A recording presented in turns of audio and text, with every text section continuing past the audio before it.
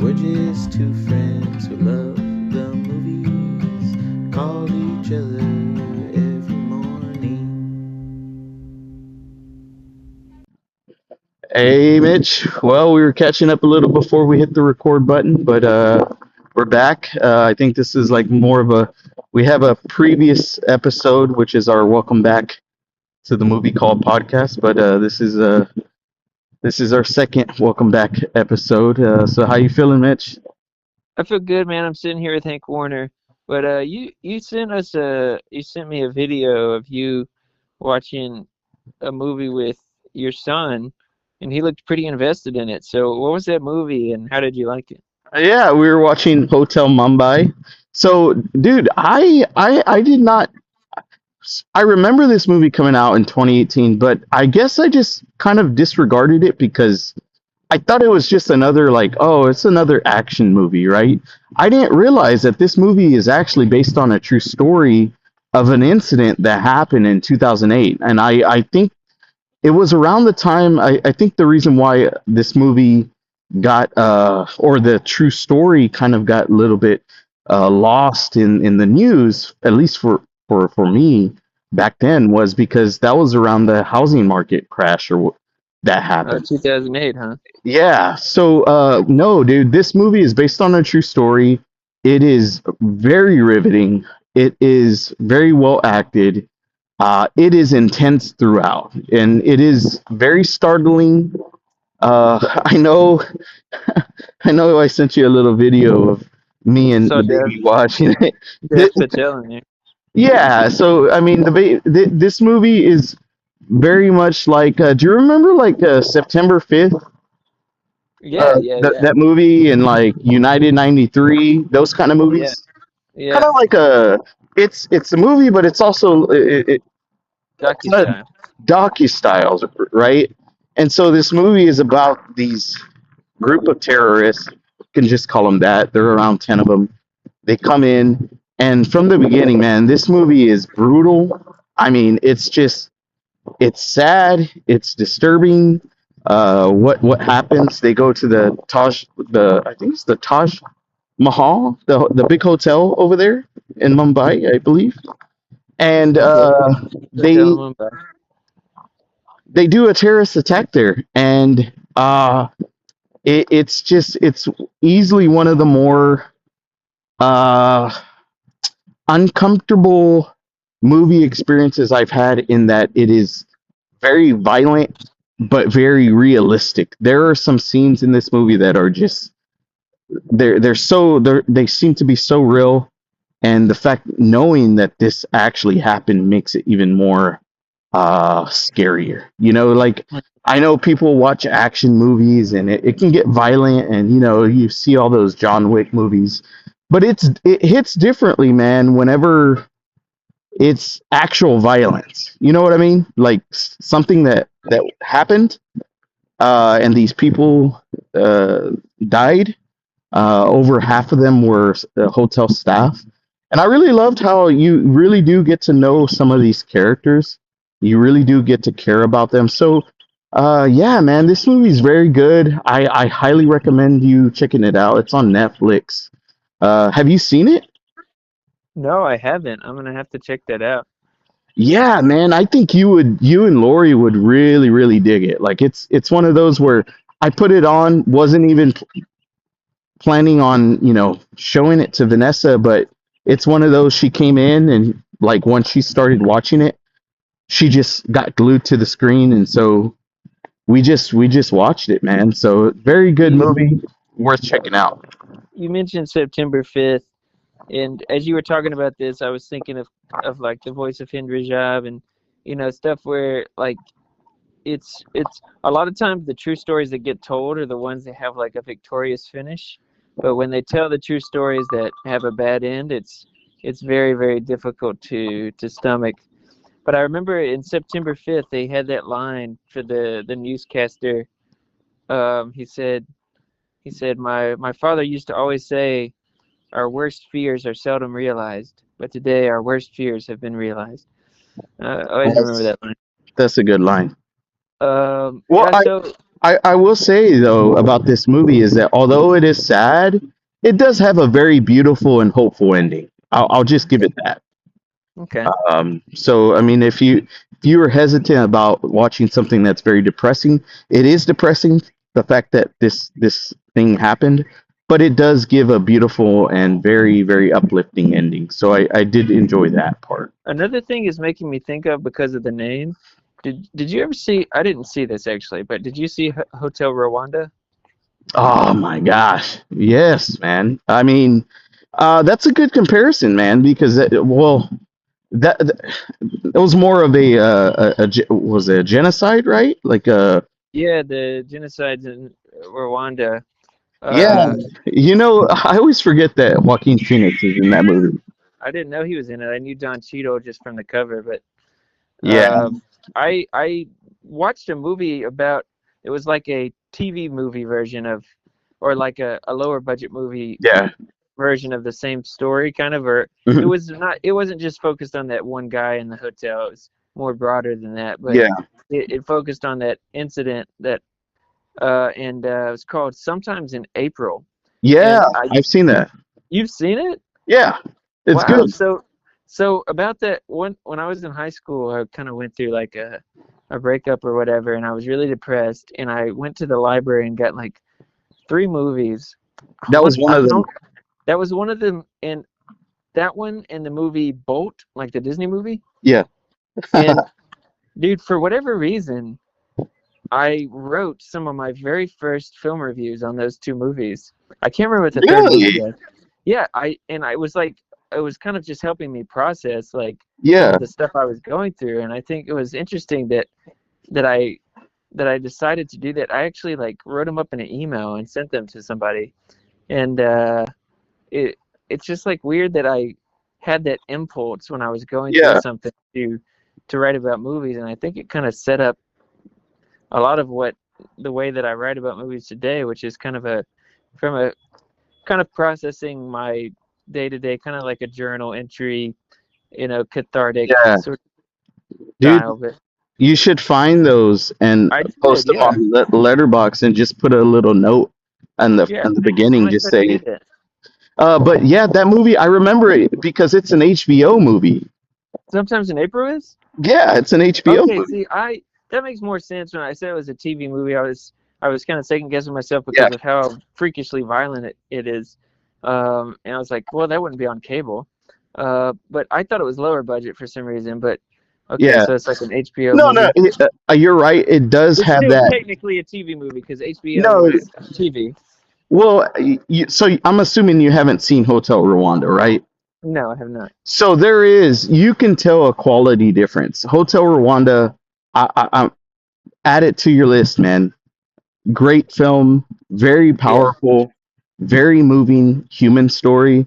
I know the type of movies that you enjoy, and I'm actually surprised you haven't seen this movie. I mean, Yeah, I think I the, just didn't end up watching because was researching sometimes in April, and that's when I read about, Hotel Rwanda, and I was like, oh well, I've I'm already kind of familiar with the story, and no, dude, yeah, definitely need to check it out. The Great Ebert gave it 4 out of 4. Um, that's a very powerful movie, man. I remember watching that because my dad rented it, and I if I'm not mistaken, I think he even told me, be careful watching it because it not that he was telling me not to watch it, but it was more of like a warning, just letting me know, hey, look, there's some stuff in it that is gonna move you, right? Very disturbing, and because it's rated PG-13, but I'm really, yeah, I'm pretty surprised with the amount of stuff that they got away with for that rating. But I don't even know how you tell that story at a PG-13 level, except that they focus on the events of that particular guy in that hotel. exactly. Uh, So yeah, it's very powerful movie, man. I definitely think you need to check that one out as well. And that's a good comparison. Hotel Mumbai, yeah, both of them are very similar films. Now that I think of it, so I had mentioned before that I had been sick, and so during that time, I was watching a lot of TV, watching a lot of movies, and Uh, I don't know why, but I had the urge of watching long movies, right? And yeah, that makes sense. I ended up rewatching Watchmen, the Okay. extended edition, which to this day I stand by what I've always said. Watchmen is, dude, it is one of the most underrated comic book movies ever made. I really do think that if this movie had been released pre the Dark Knight and pre Iron Man, I think people would be calling this movie a masterpiece. But I think it was all about bad timing. It came out in 2009, which is a year after uh, Dark Knight and Iron Man. And I just think people's expectations after those two films was just completely different. This is a very thought provoking. This is the kind of superhero movie that I actually think that you would really dig, dude. Yeah, my landlord's meaning to screen it for me, so it is around the bend. Oh, Um, are you serious? yeah, because Oh my he read god, it, he loves it, and whenever the Airbnb between our houses clears out, he'll probably screen it for me. But dude, we need when he does that. Well, we need to have like a little segment on one of our episodes talking about that movie because I'm really curious about your thoughts. It also has a freaking awesome soundtrack, oh, cool. amazing soundtrack. Well, Yes, that is actually speaking of, again, back to early film criticism, exposure, and participation, is one of the things that I read in City Scene in the Birmingham News. It was a review of that movie. yeah. Uh, and Was I it was pretty, Roger Ebert? it may have been, that's one of the things. So you might know better than I do because I know you got Yeah, exposed through the so newspapers there. But he like I was reviewed it. back then, I wasn't really paying it. I was just reading the City Scene reviews. Yeah. I wasn't paying attention to, but I assume he was published in City Scene, right? Yes, They, you know that he was the main critic for that piece of okay. that Then city yeah, scene. almost certainly. Yeah, I read every review in that. But that was like, because back then, like, I kind of wasn't as into like modern film back Yeah, then. Um, but like I already loved like the genre, the film criticism. I was falling in love with it and reading those. I mean, I yeah, read every single one, and I wasn't worried back then about like, oh, is this going to spoil it? Because I assumed that I wasn't going to watch any of those movies. I was just like, I'm not going to watch these, but I like yeah. what's going on. I like the way they're talking about this and the way they're engaging with the craft of film. And so it was fun. It was fun every day in Spanish, every Friday in Spanish class. I get excited about. Instead of paying attention, I would pull up my City Scene and check it out. So, you mentioned City Scene, you mentioned Watchmen. I think I've mentioned the story of me finding a whole bunch of newspapers, right? Finding the I City don't think he Scene. has actually in the movie call podcast. If he has, sorry, but I know you would go with your mom. She would clean houses, and you're Yeah, supposed to be cleaning one section of the house, and you found yeah, this huge stash of stockpiled Birmingham newspapers, yeah. and you started cracking them open, and you discovered the great Roger Ebert. Yeah, so that's what got me introduced to Roger Ebert was the fact that we got hired to clean out this farmhouse, and if you're trying to picture it in your head, picture it's something very similar to Badlands, right? Like it's a farmhouse like that. It even had a barn, and it just very much like that movie. It's this house was right, and my mom told me I needed to clear out this sunroom, right? And so there's boxes and boxes of newspapers. I remember opening it up, and now that you mention it, dude, I remembered one of the first reviews that I ever read of Roger Ebert, and it's from 2009. It's from that time, and you're gonna laugh at what it is. It Okay, is a movie called Fired Up. I read that. I read that review. Fired Up. Do you remember that? Sam, yes, I read that same review. Are you just saying that just to say No, that? I'm not. I 100% remember reading that review. Oh my gosh, dude, that was the This first is weird, review. actually, if you think about it. That we were kind of we weren't really super circling each other at Just that time, yeah. but separately we were kind of discovering the same way this thing that years later we would just be talking about every day. It's kind Yeah. of weird if you think. Yeah, dude. You know, it's very much like how we. I was having a conversation with some coworkers just like a couple hours ago, and how we were talking about how we're all so connected in many ways that we don't even realize it, and that we just all we have to do is just look. Is All we have to Magnolia. do. Yes, it is very magnoliating. Speaking Yes. of Magnolia, I saw. Okay, so one of the only movie that we watched at the hospital. I told you about all the TV shows we watched. I told you only about half of the TV shows we watched. But the only movie we watched was we caught Jerry Maguire on, Oh and yes. unbelievable, unbelievable movie in so many ways, and Had you brought seen some. it before? Oh yeah, I love it, and it brought some tears again, which is amazing. Like it's always amazing when a movie can do that more than once. And then, but I noticed I forgot it had the Amy Mann song "Wise Up" in it. Um, did you remember that? No. I Yes, feel like I dude. would have. I was like, how is that playing in this movie? Uh, two Tom Cruise movies, both with the Amy Mann song. I thought that was a little magnoliating. But yeah, it was good. That movie's got a good soundtrack. Cameron Crowe, of course, saying his Yeah. movies have a good soundtrack is kind of just not very cutting edge film criticism. They go Yeah, I was actually earlier. We had a breakfast meeting at work, and I was talking with a coworker, and we were talking about Almost Famous, mm-hmm. and he was like, "Yeah, it's such a great movie." Kate Hudson in her first debut just knocked it out of the park. Um, yeah, oh man, this is bringing back a whole bunch of movies, dude. But I was remembering. So I was going back to the marathon of long movies. I ended up rewatching. Please tell me you went to go watch this movie in theaters. Please tell me. It's a 2005 movie, King Kong. Did you watch it in theaters? On theaters. No, I saw you gave Oh, it stars, and I had to. dude. You Oh know, my god. at the time that that came out, I was full on Turner Classic Movie snob.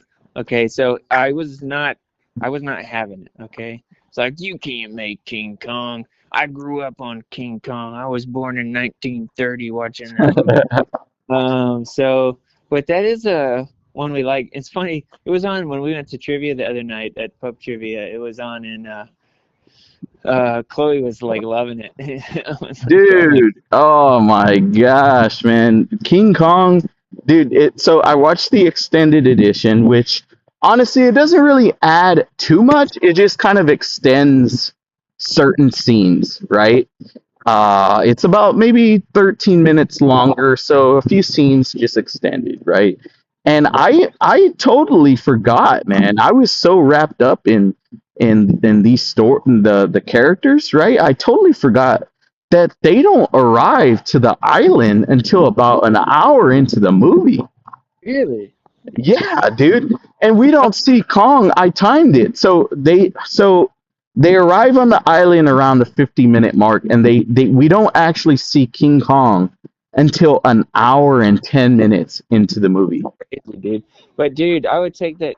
I can't even. So, one of the newer, it was like Kong versus Godzilla or King of Monsters or something, was on at the gym last week or 2 weeks ago when I was there, and I was just like, I'm having a hard time even, like, this kind of hurts my eyes. It just looked like such a bummer to me to watch, and I know that's kind of like Popcorn it's movie. yeah, but I I felt like there was something really missing from it that I couldn't put my finger. Maybe it was the fact that I was watching it on a treadmill with no volume. Anyways, yeah, I like this Peter Jackson movie quite a bit, and I think they cast it really well. Yeah, Adrian Brody, Naomi Watts, right? yeah. Black. That one's really good. Yeah, I remember watching it with my brothers and my dad in the theaters, and we were just like in awe of it, man. At that time I thought, oh man, this is a huge screen. It was only Boaz 9. Rest in peace, both women. Rest in peace. Oh my gosh. But yeah, King Kong. That was another one I watched. Just great movie. I'm watching a movie called Lucy. Have you seen Lucy? With ScarJo? Yeah, with Scarlett No, I Johansson. didn't like that one. No. Dude, under 90-minute movie, action packed, has some big ideas, very philosophical. Yeah, it looked I, cool. I love this movie, man. I mean, I know it's kind of weird to love a movie that's it's so frenetic. I think it's Luc Besson. Is Oh, that really? yeah? It's Yeah, him. It's one of his better movies. that's But cool. yeah, man, it's such a cool little movie. I love 80-minute movies, It's like, 90 I mean, but minutes. it's like I remember when the trailer came out when it came out, and I was like, wait, Limitless, right? Limitless again? Oh, I thought this was better than Limitless. Really? Yeah. So, I turned on a documentary the other day. The Louis Theroux, the Manosphere documentary. Did you see Uh, that advertised? no, no, no, I haven't seen it. I'm just logging it here, on the movie podcast. I don't really recommend it. I saw his other movie, My Scientology movie, years ago.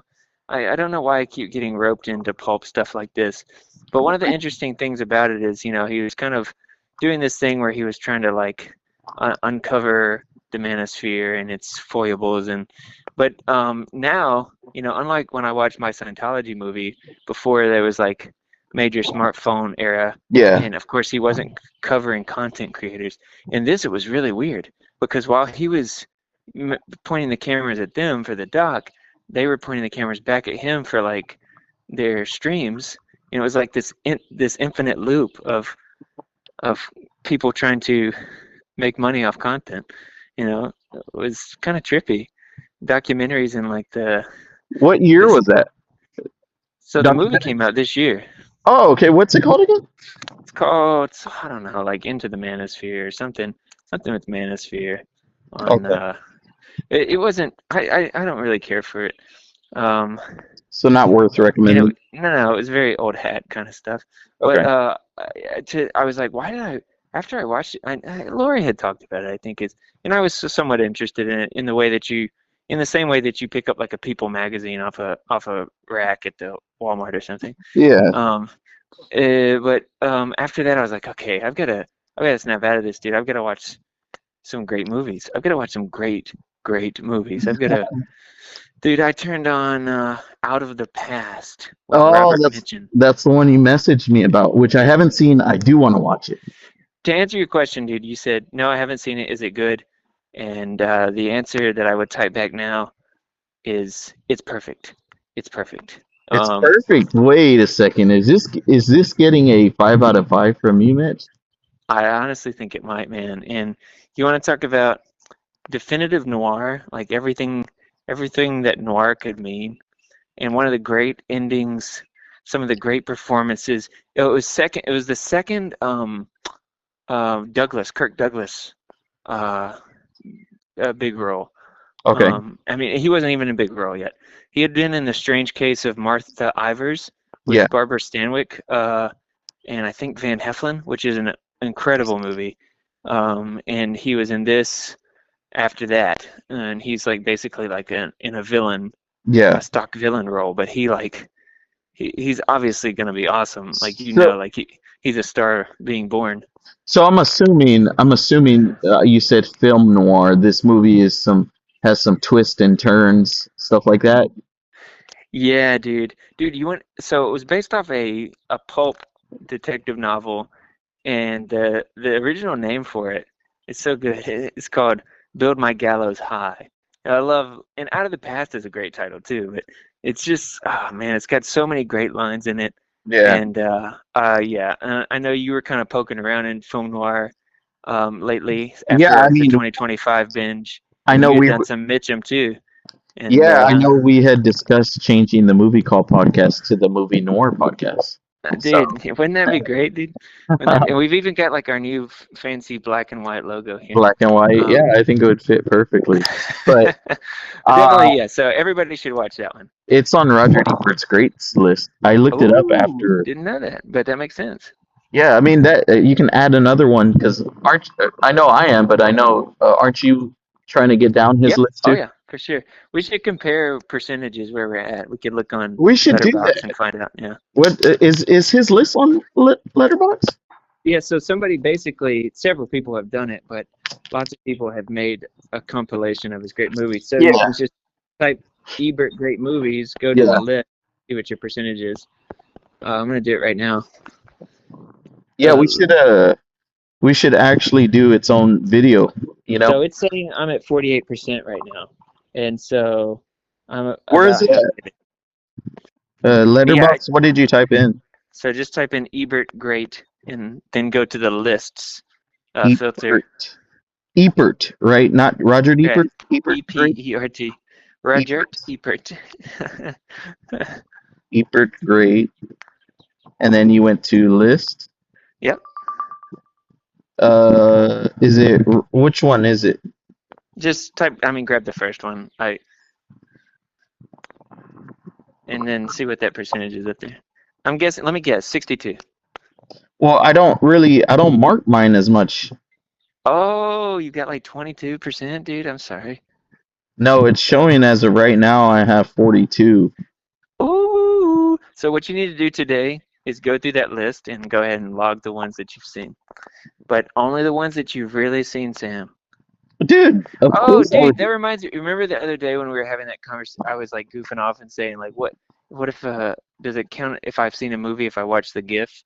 And Dan, our esteemed commenter, came on and he's like, no, it doesn't count, and it doesn't even matter if you look down at your phone or go to the bathroom during a movie. You could still say you've watched it if you've seen its essence. If you've seen its essence. That's a good answer. Okay. Well, yeah, Um, I gotta go through it. Let me see. yeah. Yeah, I think that'll be that. Maybe we can have its own video, Roger Ebert's greatest list or something I like mean, that. You I don't know? know how to structure it, but we'll do something with it someday. Yeah.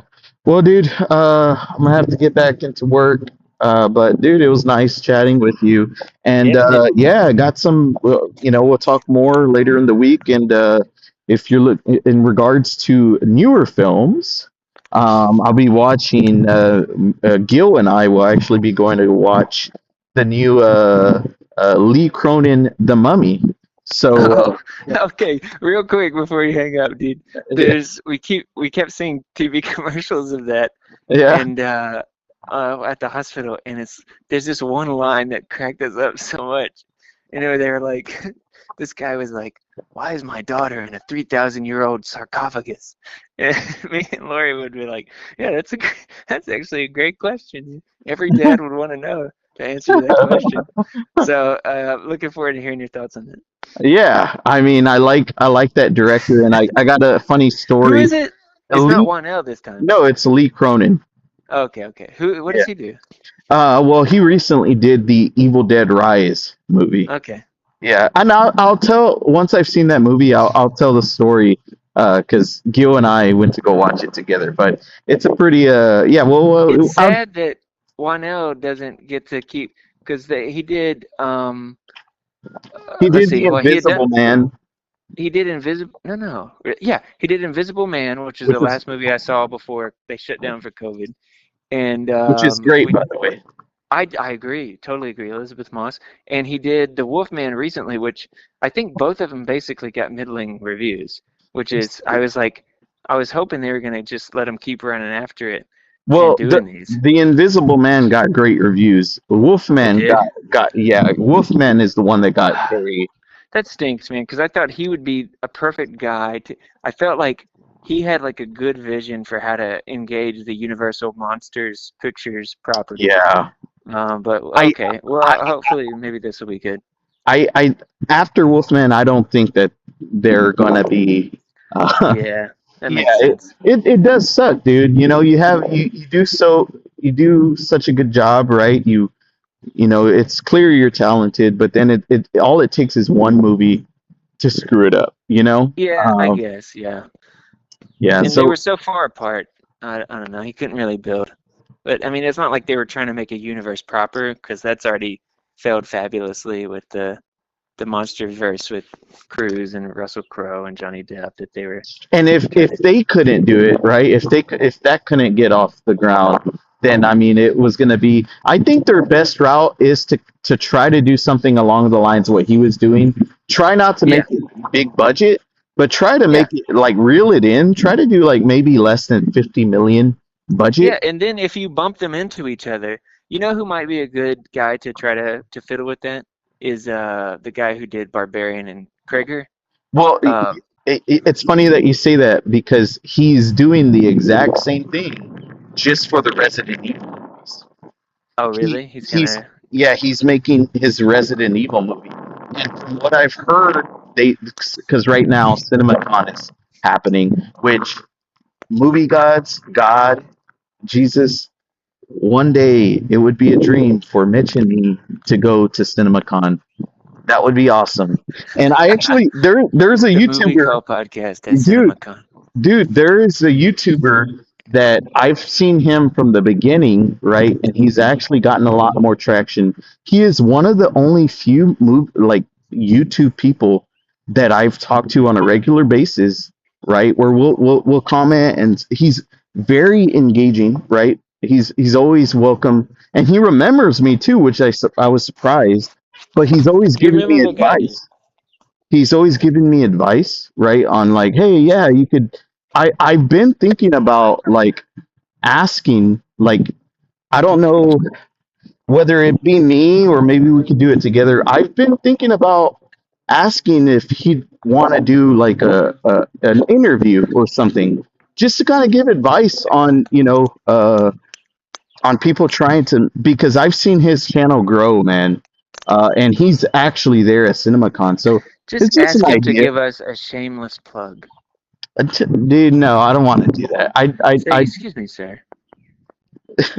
I wouldn't want to do that. I'd rather see You grab one coattail, I'll grab the other coattail, and then we ride. That would be cool. I mean, would you be interested in something like that? Like going to CinemaCon? Well, first of all, interviewing him. Oh, yeah, sure, dude. I'll talk to anybody twice. Yeah, and then the second question, would you be interested in going to CinemaCon? I don't know what it is, but yes. Basically, it's where all the movie studios go to all the theater owners, and they show them what they have on their slate for the upcoming year for them to look forward to. Sometimes they'll show advanced screenings, like Disney one year showed Shang-Chi, right? Before it came out. So it's stuff like that. I think they should do like, con for convention, but like it should be where you go to get conned, Okay. And that's where we're going to end the episode, folks. Thank you. Good night, everybody.